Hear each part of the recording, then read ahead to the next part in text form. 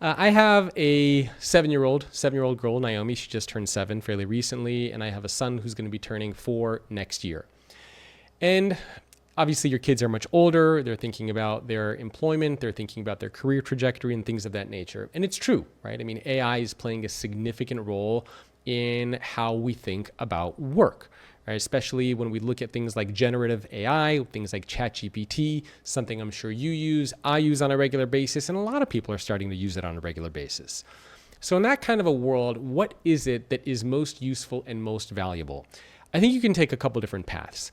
Obviously, technological fluency is important, right? I mean, if you have that tech mindset going into the realm of programming, development, coding, AI, understanding all of those things is tremendously useful and tremendously valuable. There's also the element, though, of look at something like ChatGPT. Part of being able to know how to use a lot of these AI platforms is knowing the right prompts to give it. So I don't know if you've experimented with ChatGPT or Midjourney, or your listeners have experimented with that. I have. And sometimes you feed it a prompt and it just gives you something that you're like, this is not usable at all. And then you go online and you see other people who are using it and they're getting these amazing results.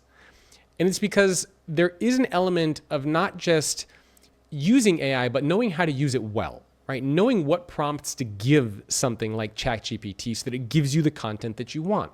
Knowing how to feed in the right information into something like a Midjourney so that it gives you a really cool image that you can use. So there's a gap between actually using these tools versus knowing how to use these tools, right? Everybody creates accounts with ChatGPT and Midjourney, but very few people actually know how to give the right prompts. So I think there's going to be a huge area in terms of like, and I don't know what we could call it, but kind of like AI or technology coaching or guidance or mentoring, teaching people how to use those platforms. And a third area actually is looking at the human skills inside of organizations. When I talk about the human skills, I mean this idea of being able to unlock the potential of those around you, right? We always talk about the skill of the coach. And the skill of the coach for a lot of us means you help make other people more successful. But I always encourage people to add 2 words to the end of that. Help make other people more successful than you, because that's what requires more time, attention, and focus and resources and energy on your behalf. So if you think about a technology-driven world that we're all going to be a part of, if you have the ability to unlock the potential of those around you, if you have the ability to engage and motivate and push people so that they can do things that even they didn't know they could do, now all of a sudden you become indispensable inside of your organization. Now all of a sudden your value increases 10x inside of your organization. That, I think, is a very unique skill and set of attributes and mindsets that we're not going to see technology impact in the near and foreseeable future. So I think those are the different paths that you can take. Again, one is specifically the programming and coding aspect when it comes to technology. Another one is helping people make sense of technology, which means that you need to be able to bridge the technology side and the human side, right? With prompts, with giving people guidance on how to use those platforms. And the third aspect is really the leadership side inside of organizations, focused on the human aspects of work. Either of those 3 paths, I think, are going to be pretty fruitful for whoever decides to take them. Do you want to hear something really crazy? 96% of the people who watch videos on this channel are not subscribed. Can you do me a favor and help me change that number by subscribing to this YouTube channel? Thank you very much. The organization can offer the tools, the resources, the guidance, the courses, the opportunities for employees to take advantage of things. But ultimately, it's up to the employee as an individual to take advantage of those things. I actually remember, I think this was a few years ago, the CEO of At&T went in front of his entire organization and he gave everybody the message. And he said, look, the world is changing. Technology is making an impact inside of organizations. We need to create a culture where you're going to take more accountability over your learning and your development. We at AT&T are going to help give you the tools and the resources, but you as an employee here also need to acknowledge that you have to take accountability over your own learning and growth and development. That means that sometimes you might need to invest your own time or your own resources into figuring something out. You might need to take classes to be able to figure something out in your area of expertise. And if you're not willing to do that as a part of this organization, then this is not the right company for you.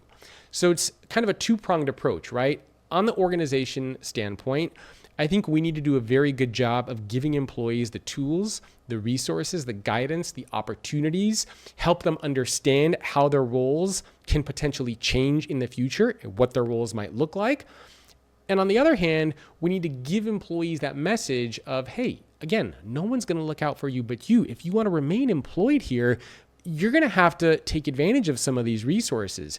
You're going to have to take classes or read up on things or, try to chart your own career path inside of this organization. I think if we can go down both of those paths, we'll start to see a lot more reskilling and upskilling inside of organizations. A fairly recent example of this came from Accenture. Again, this is over the past few years, where they as an organization replaced or automated, I think it was around 17,000 jobs. Now, what's unique about that is they automated 17,000 jobs, but they didn't lose any employees. And the reason why they didn't lose any employees is because the jobs that they automated, the 17,000 jobs, were in accounting and finance. These were employees who were just considered to be number crunchers. And so what these employees would be doing all day is calculating data and numbers and putting spreadsheets and charts together. And so Accenture, the leadership team, came to their employees and they said, look, we don't need you to do that anymore. We have algorithms and bots that can do the work of all 17,000 of you in a couple seconds. But we don't want to fire you. Instead, what we want you to do is to help our clients understand what these numbers mean. Help our clients understand what actions, what strategic business decisions they should be taking based on the data that we are providing to them. And so that's a very good example of how how Accenture took an area that was primarily focused on data and numbers, upskilled and retrained those employees to focus more on the human aspect of creating those relationships with clients and helping them figure out what to do with the data. And there's lots of different stories like that as well. But I think a lot of them come down to this human aspect of work that is so crucial when we think about the future.